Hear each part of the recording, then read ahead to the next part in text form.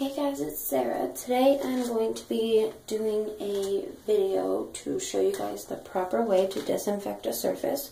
So you can use this on sinks, toilets, countertops, tubs, walls, anything that is a hard, non-porous surface. This will work on. Today I will be using this Lysol all-purpose spray cleaner. It's pretty good. It works really fast and it disinfects, which is what I'm looking for today. So I'll be using that. But first I want to mention a few things before I get started. So if you guys don't want to hear this, you can skip ahead, but this is kind of important. So I suggest at least listening to some of this. So in the stores you'll see cleaners like this.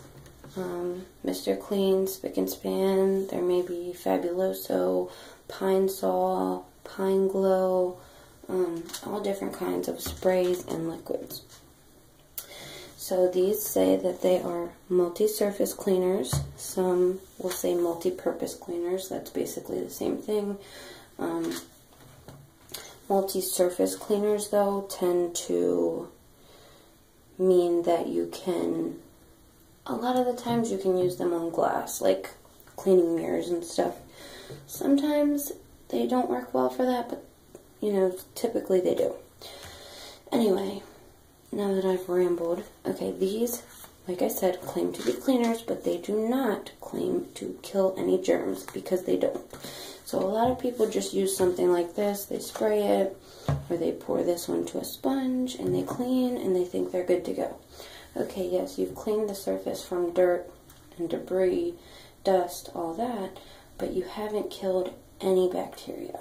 So these, like I said, Pine Sol, Fabuloso, Mr. Clean, any of these cleaners, they clean, but they do not disinfect, okay? Very important.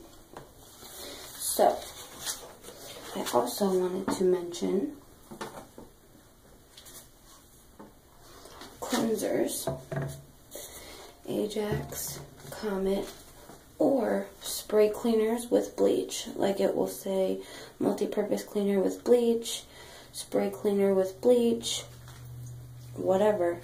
Any cleaner that says with bleach. Now, just because something contains bleach does not mean that it kills germs at all. Okay, I get this all the time. I'll be cleaning something on camera, and I'll say I'm going to use this first, and then I'm going to go over it afterwards with something else to disinfect. And people will comment and say, oh, why are you doing that? You know, that does disinfect. Ajax has bleach, and bleach disinfects, and I have to explain, like, okay, yes, you're right, it contains bleach, but just because something contains bleach does not mean that it kills any germs.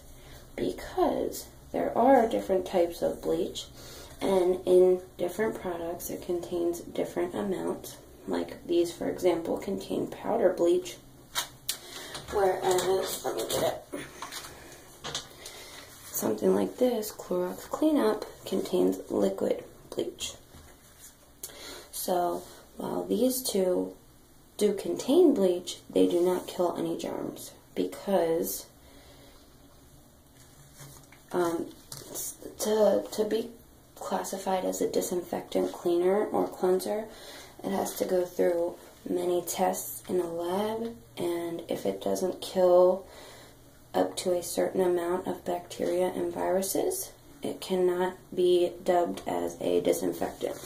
So this, something like this, does contain bleach, and it also does disinfect. But you have to look for that on the label. So you can go into the store and buy a big gallon jug of bleach, and you can clean your house with it. Also, bleach doesn't clean, but I will get into that later. That's another discussion. But you can, you know, put that all over the place in your house and think that you've just killed germs, when in reality, the bleach that you bought doesn't kill germs. So people think that if they go and buy any gallon of bleach on the shelf, any jug, any bottle of bleach, that it disinfects, but it does not. There are so many bleaches in the stores. on the shelf that do not disinfect, and people buy them to disinfect, and it's, you know, it kind of sucks that a lot of people don't know that. So you want to check on the bottle. It will say, most of the bleaches that, actually I'm sorry, all of the bleaches that do not kill germs will just say cleans and deodorizes, or I'm sorry, it'll say cleans, whitens, deodorizes, cleans and brightens, something like that, but it will not have the word disinfects, and it will not say that it kills germs. But the bleach that does disinfect will say either this kills 99%, or it will say, you know, whitens, brightens, and kills germs. So you want to look for that on your bleach. Clorox, the original Clorox bleach does kill germs, but the thicker versions do not. Any scented version typically does not kill germs. So yeah, that's something you want to be aware of. Okay, now I'm going to get started because I think I mentioned everything I wanted to say. Okay, so to disinfect, what we're here for. Okay, so let's say this is kind of dirty, my sink. It's kind of dirty, but it's not that bad. Let's say it was. Let's say there was stuff everywhere, all over it. You know, dirt, dust, debris, everywhere. You cannot disinfect something that is not clean. So, if a surface that you want to disinfect is very dirty, you're going to have to pre-clean it before you disinfect it. So, that's very simple. I was going to show you and do a whole, you know, step-by-step process, but just for time's sake, I'm going to use the same product, and we don't even need to do that. So because my sink is not that dirty, I don't need to do the pre-cleaning step. But if you were, you would just do it exactly the way you normally would. And for cleaning, you don't need to spray this much. But I am planning to disinfect. So for cleaning purposes, you only need a few sprays. You know, you don't need to fully coat everything. And then I would just wipe it off, you know, clean, get the dirt and everything off. And then after that, I would spray it exactly like I just did. So when you're disinfecting, after you've cleaned, when you go to disinfect, you want to soak the surface. So you want to make sure that every part of this has this product on it. Okay? So you see how wet that is? You don't want to miss any spots. There we go. Now, the good thing about this particular cleaner is that it disinfects in 3 minutes, I think. It might be 2. 2 minutes. And it sanitizes in 30 seconds. That is awesome because most disinfectants, or, you know, disinfectant cleaners take 10 to 15 minutes to actually kill the germs. But this is really awesome because it only takes 2 minutes. So, let's say that you are using something that takes 10 minutes. Oh, and you can find that out just by reading the label on the back. It will always tell you the way to go about disinfecting. It'll tell you how long the product takes to work, etc. So, let's say you're using something that takes 10 minutes to disinfect. You will notice that it will start to dry in some areas. So, while you don't need to stand here and, you know, watch it, you do need to come and periodically check to make sure that it hasn't dried because it needs to stay wet for the whole 10 minutes. So if you can see my faucet right here starting to dry up, you just want to make sure that the surfaces are wet the whole time, okay? So I'm going to wait out the rest of the 2 minutes and I'll be right back. Okay guys, so in this video I'm going to be using this weird little mesh sponge. But typically if I were doing the pre-cleaning step and disinfecting, I like to use a sponge like this. It's just a cellulose scrub sponge. It has the little scouring pad on the back, and you know, it's this kind of cellulose sponge on the front. But today, because I don't really have to scrub, I can use something more gentle like this. You guys can use whatever you want. You can use a rag, a cloth, you can use a paper towel. It's up to you. So, I'm going to wet my sponge. You could use it dry too if you want. But if you do wet it, you want to wring out as much of the water as you can. And I like to start at the faucet. You typically want to clean from top to bottom. So if you remember, just going from, you know, the top down. It's an easy way to remember to do that.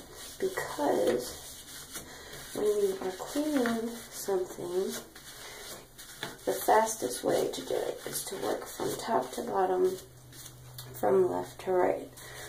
Because that helps you not to keep going over the same area more than once.